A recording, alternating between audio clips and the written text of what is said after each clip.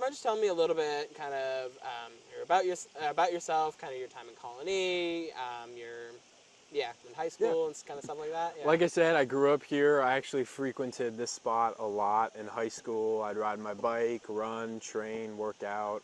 I love the community here. You know, I was raised in it. It's familiar to me. And it feels like my first home. Dresden's the close second there, but I spent a lot of my time here, you know, doing academics in martial arts. I love to train, love to work out, loved athletics, a lot of time in the high school and everywhere in between kind of thing. Tell me about your previous time in Germany. So I left in 2022 and stayed until 2023. So I left in like September kind of area. I spent about a month in Hamburg leading up to going to Dresden in like a Sprachschule kind of camp up in Hamburg. So we lived there with the program, about 50 other students from AFS under CBYX, the Congress Bundestag Youth Exchange Program. So the AFS was the branch American Field Service coming from World War II kind of thing. It has a lot of history rooted in the exchange, you know, the political exchange. 300 come to the US, 300 get sent to Germany kind of thing.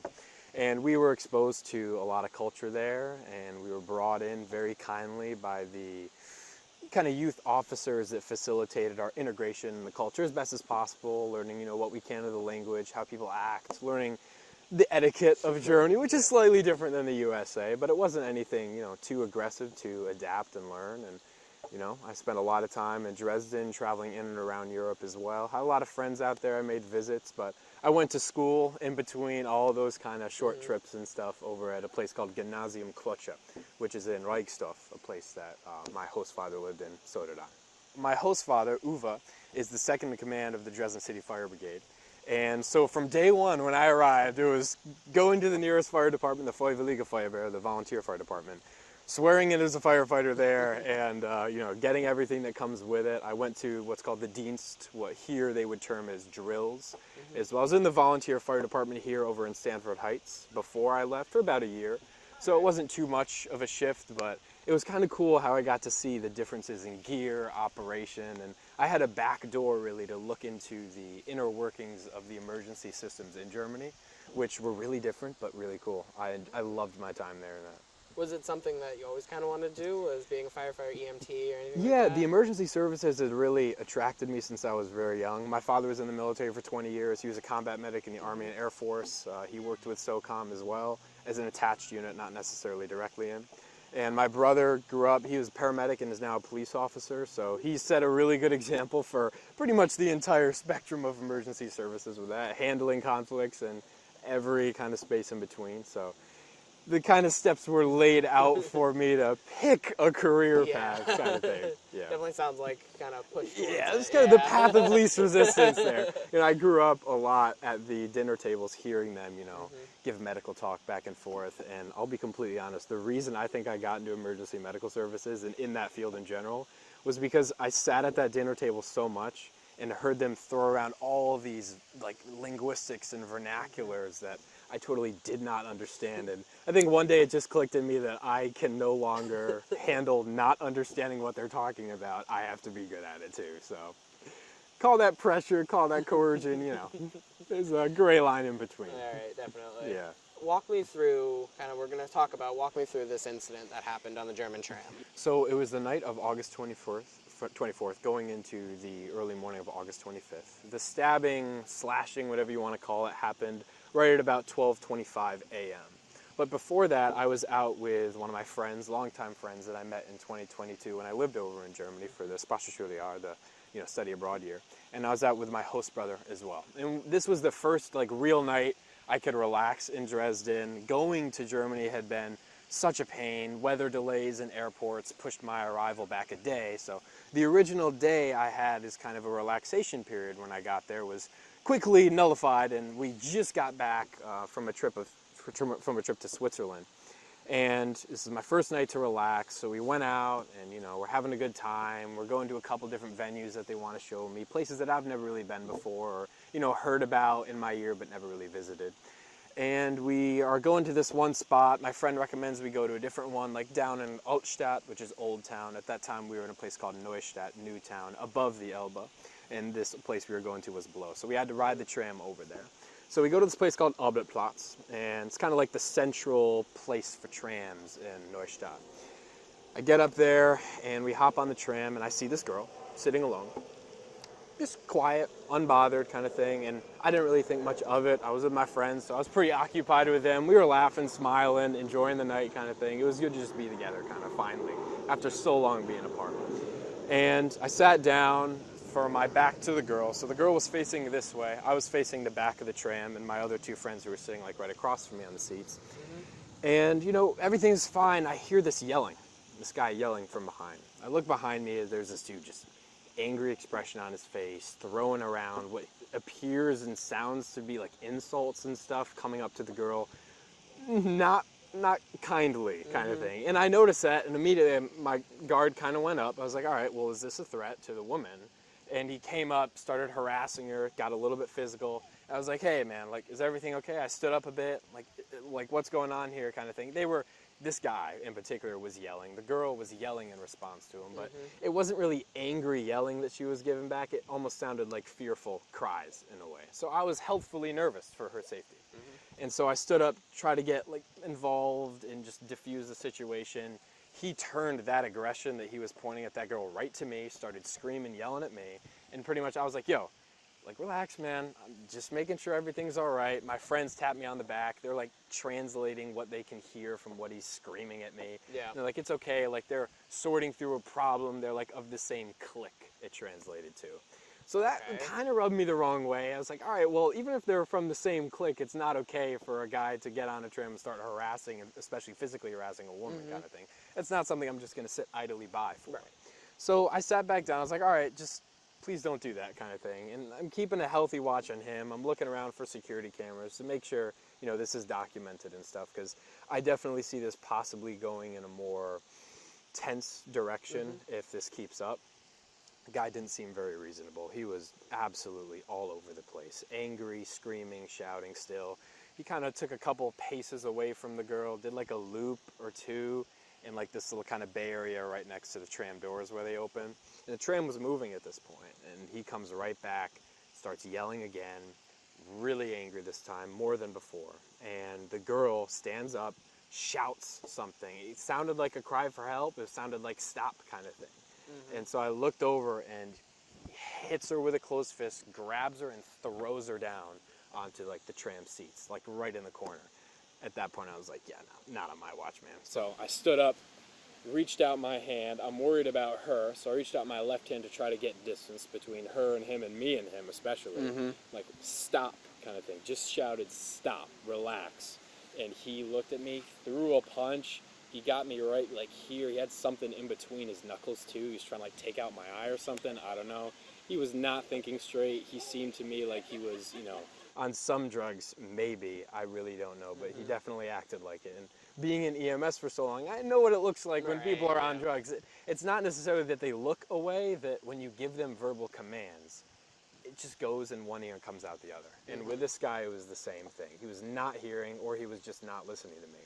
Slashed at me. I responded accordingly. After, you know, my reciprocal strike landed, it knocked him back to a point where I had enough distance where I felt a little bit better about her and me at that point, but he tried to slash again. I dodged it, and then even after maintaining distance, and I'm reaching out my hands, open palm at this point, keeping my eye on the girl too, he grabs the pole, tries to kick, like right next to the girl too, and still tries to get me. He doesn't get me. The strike didn't land. He was like overextending it. Watching the videos back, I really saw that aggressive, harmful, vengeful look on his face that is concurrent with somebody that really has no consideration for anybody's health around him. He was just angry. He wanted to hurt me. And I maintained distance, trying to protect her at the same time, and then I heard a click. I heard like a click, click. In my mind, registered knife. I looked over to my right, and in the second I looked over to my right, almost instantaneously, I saw this guy just looking at me straight. This very not welcoming expression on his face. And, you know, I've fought people in the cage. I've fought people outside the cage and everything in between. I know what it looks like when somebody is, like, you know, gloving up to fight you for a match, and when somebody's trying to do legitimate damage and hurt you. And this was the latter. This is just guys just focused on hurting me as much as possible. and like a karate chop came right down, slit, knocked back a little bit. It felt just like an impact. It felt just like a quick karate chop. I mean, if anybody familiar with knife combat knows, getting stabbed doesn't feel like anything. In fact, it feels like just a weak punch almost. You can go back and be like, yeah, I'm fine. Lift up your shirt and see all the holes. And so I didn't realize I was cut until I looked in the reflection of the mirror, touched my face, and my entire hand was red. My nose was cut in two, and the look my friend gave me when he turned around before yelling, call 112, 112. 112 is like the emergency services there. Wide-eyed, like, oh, kind of thing. And I took out my phone, took a little picture of like, oh, that's the damage. And from then on, it was just managing my own injuries as much as possible. I knew I wasn't going to die. I knew that the wound was bad. He probably nicked an artery, and it turns out he did. Cut my face pretty bad, pretty deep too. Yeah. I wasn't really sure about what the knife was, what kind of blade it was. All I knew was that it was sharp, and it gashed my eyelid here. It's got the scar. Slit it right there, continued down, and all the way down to here. And went in my mouth even too, came out, bounced, and cut the rest. So it was one slash, but it did a lot of damage. Yeah. Did anybody else try to step in or help out during the incident? So this is, and it goes into a topic that I've been thinking about a lot, actually. After the incident, you know, I could really empathize and understand with the people that didn't stand up for something like this. I watched the videos back, and I watched that exchange happen, especially the fallout after. And what I noticed was a little bit disturbing. I would zoom in on the faces of the people on the tram, while this guy, not the knife slasher, because he dipped. He was pretty covert about what he did, almost like he's done it before. The guy that was abusing the woman initially, and the two women, but mainly that one that I dealt with and trying to defend. The German people on the tram, some of them were even smiling, like laughing at this happening. And that rubbed me the wrong way. In the way I was raised, over here in my country, we see something like that, we stand up. Regardless if they might be in a relationship or not, what's important is the woman's safety, and that's very much so in jeopardy from physical harm, imminent physical harm, active, perpetuated by that man. Especially in a victim position, you're going to stand up and defend that. You're going to at least try to diffuse the situation as much as possible. No other person did that. I was looking around after I got slashed, and people were just straight-faced, stone cold. Like, it didn't even matter. Like, this was normal to them. And that definitely rubbed me the wrong way, too. It's like, where did my second home go? What happened to my second home? What happened to my second family kind of thing? I viewed everybody in Dresden as friendly because they had always been friendly towards me. They'd always been kind since the day I got there. Very welcoming, very kind people. Where was the kindness there? They just sat around and watched me after I got slashed. You know, a couple of people came up and got tissues, but what bothers me more is that nobody stepped in or even made it apparent to step in after that happened. And they let the guys that slashed me, the guy that just slashed me, walk away. Like there was no problem. And no intervention from anybody else.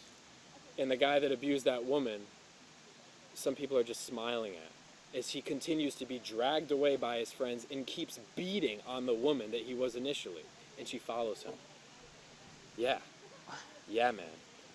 It just doesn't make sense. And all these factors that added up to me just rubbed me the wrong way more and more. It's like, what has happened here? Was this a slow process? Was this a fast process? And in reality, it was a slow process. It was a gradual deterioration into like a mindset that this is normal. This is almost acceptable. People don't want to get involved because they're concerned for their own safety, but they're fine with watching a young woman be hurt right in front of them. Somebody else's safety is of no priority out of a fear that somebody may have a knife. Why do people even have to be in that kind of position to begin with? That's what bothered me. Right. How many stitches did you have to get? Right about 40. 40? Wow. Yeah, man. It seems like they did a pretty good job. They did an amazing job. Oh my God. The hospital was absolutely amazing. They took care of me very quickly. From, as reported by the doctors, you know, this happened right before I left, they said the time between the slashing at 12:25, estimated, to when I was in the emergency room surgery was about 30 minutes. Wow. That is an amazing response time for any emergency services guys out there. Amazing response time, amazing transferal. And from the second I got handed over by the Rettungssanitäters and Notfallsanitäters, the EMTs and kind of on-call doctors that were responsible for bringing me to the hospital in the ambulance, it was an immediate, super quick, super smooth transition in the emergency room. Brought me into CT, took the CT, and brought me right up to the emergency surgery room where they called in the emergency surgical team and got the operation done. Wow. Yes. So yeah, they put in about 40, Okay. and the slash initially went in right at the eye. So if you look closely, you'll see the slight scarring there. Went right down into the nose, hit the bone. Knife traveled down in between, like the center nair, continued into my lip, went into my mouth a bit, bounced out, and slashed right along my cheek there too, in one swoop kind of action. And they just ran. Then he just ran. Okay. Yeah. They're not connected in any way, I guess? I didn't know at the Okay. time. Later on, I think I heard that they were maybe part of the same friend group or knew each other, were familiar with each other, Okay. but All I couldn't attest to that wholeheartedly. right. Do you know what the general response of the police or just kind of the arrests or anything like that? So yes, initially the day after, they released the guy that was abusing the woman, the suspect that was abusing the woman, out of insufficient evidence, and they promptly arrested him again after some more media coverage of the event happened, and they brought him back in on account that he was trying to damage me with the weapon, which he was, having it between his fingers, initially trying to slash me, and God forbid trying to slash that woman. I didn't really notice the weapon at a time, but I also didn't see the knife when I got slashed by it. These things happen very quickly. So they brought him in, and then eventually, about 5 days later, I believe, the guy that slashed me was brought in after turning himself in. Oh, interesting. Okay. So I've seen a lot of things going around, and I'm not much if you can speak on it, that they were Syrian immigrants, Yes. they were, possible notorious crime or drug dealers in the area. Yeah. As reported by the police, and this is the information I got from them, Okay. they are Syrian nationals, illegal immigrants. I believe both or one of them isn't even supposed to be in Germany, does not have a residence visa. And yes, they both have consistent histories of violence and especially crime. One of which, even his Instagram page got released shortly after the guy that was initially abusing the woman that I intervened with and had the exchange with. He has videos on Instagram of him opening up his jacket on the tram with full-on machetes just strapped to him. So this is the type of and caliber of people that we're dealing with here. The people that are just seeking violence. And it's unfortunate that he got released initially out of insufficient evidence when he has such a long history of this. It's almost to be expected at this point. Tell me a little bit about the response, they've kind of calling you a hero. How does that feel for you? So there's been a really diverse range of responses in Europe. This is an ongoing problem like before. I just came into it after, having it perpetuated on me kind of thing. It's been an ongoing problem for about 10 years. Europe has a very different type of immigration problem than, say, the U.S. does. The U.S. is founded on immigration. We're a nation of immigrants. Germany, not so much. And so when you look at the problems over a long span of time, and the German people's reaction to it, it gets a little bit complex. Germany's political parties are not as cut and dry like Democratic and Republican over there. So there's a lot of kind of political spectrum for people to use the story and that event in particular for their own gain. In particular, some German parties decided to take that event and kind of promote their stances on immigration in general. My isolated event was intervening against violence against women. That was my problem. The immigration problem was a substrate of that, was maybe a secondary or tertiary problem that caused that. And so that's definitely an extrapolation of it. But my problem in general was, the safety of the woman. Is she safe? No. Now it's time to intervene. And so when it comes to the politicized kind of stain that a lot of people have put on this event, it could be used for good. It could be used for hopefully some policy change to make people feel a little bit more safer, especially using public transportation there.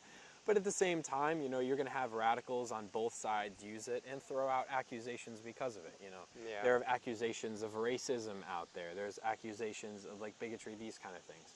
And at the end of the day, I hope people just not necessarily base their opinions and stances on this on the news reports or politicized reports of it, and more so just what I say in my direct words and not very clipped kind of sections of what I say. Yeah. A question I have is, did any of them kind of use it the wrong way of like, oh, an American came to our country and put Superman into this, you know what I mean? I actually, as of now, haven't heard of anything like that. That's good, I probably. heard of some guys in Dresden saying, especially on one report, I don't know if it was Tag 24, Tag 24 in Dresden, but they did a report where a guy did say, we shouldn't have to have an American come to Germany to set the example on what to do in this kind of situation. And I couldn't agree more at the end of the day. Like, I hope people would do this for a woman that maybe was my partner that was getting assaulted on a tram. I hope any man would stand up against that kind of violence. So at the end of the day, I hope people can look at this kind of event and maybe extrapolate, all right, you know, I'm going to stand up against that. And look at me. Look at my face. I'm happy about this scar. I'm not ashamed of it. I would totally do it again. You know, I tried to initially defuse the situation. It wasn't responded kindly to, and I handled the situation.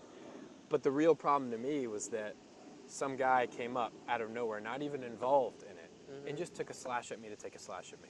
No culture should be in that position. Nobody should be afraid of that happening on public transportation. So at the end of the day, people will use it for their political gain and take it to the extremes, but a story is a story, you know? That's true. What kind of needs to happen for this not to happen ever again, or just maybe less? So stopping violence is always pretty hard. And it's never, you know, like a cut and dry process of approaching it, especially politically. You know, if we want to say that this is caused by specifically illegal immigration, then we can say, okay, Germany can take a second look on immigration policies and maybe reform some of them, maybe reevaluate some decisions that were made in a different political climate and not at the current political situation and polarization in the world, and kind of reassess, look at them, and listen to the German people a little bit more about their hopes and fears kind of thing, because it's becoming a legitimate problem. And we've seen that. I mean, I've had thousands of people reach out to me, and I'm very grateful for all of them, responding to them one by one, but the people are almost afraid to talk about some stuff like this. So I think revisiting those policies in question would be great and would be a good idea. All right. I mean, do you plan on going back to Germany, going back to Europe? And Very soon, actually. Great. I've got a trip to London coming up later this month, and then Germany probably not the following month, not October, but in November, December. All right. What do people in the capital region kind of need to know about this incident? The repercussions, the before, the after? As far as needing to know, I've heard mixed things about the stories. I've had a lot of people reach out to me, though, and give me support, which is always really appreciated. But as far as, like, needing to know, step up to violence if you see it. Step up to abuse if you see it. And always, always get involved. Whether that means you get harmed or not, you did the right thing. And I'm confident that I did the right thing. Obviously, do that with safety in mind. But at the same time, don't just let it slide. Don't turn your back to that kind of stuff. I mean, do you think that your previous martial arts and, safety training, EMT training really kind of benefited you in this situation? Wholeheartedly. You know, I had trained in a lot of different styles of combat since a very young age, including knife combat. And it's a big reality check having trained in knife combat and then being attacked by a knife. Yeah. Especially from a person that wasn't even involved. So like a conventional one-on-one way of training doesn't really solve or encompass the endless opportunities there is for violence when people want to keep violence concealed until it's too late to react to it. And so I think my training in all the martial arts that I've spent throughout my life, and EMS especially, helped me deal and realize that the injury I had was non-life-threatening. Could have been if I didn't turn my head, because if I didn't turn my head, that slash would have been right there. And I would have been saying my goodbyes on that tram. But I'm happy I'm not, and my training definitely came in handy.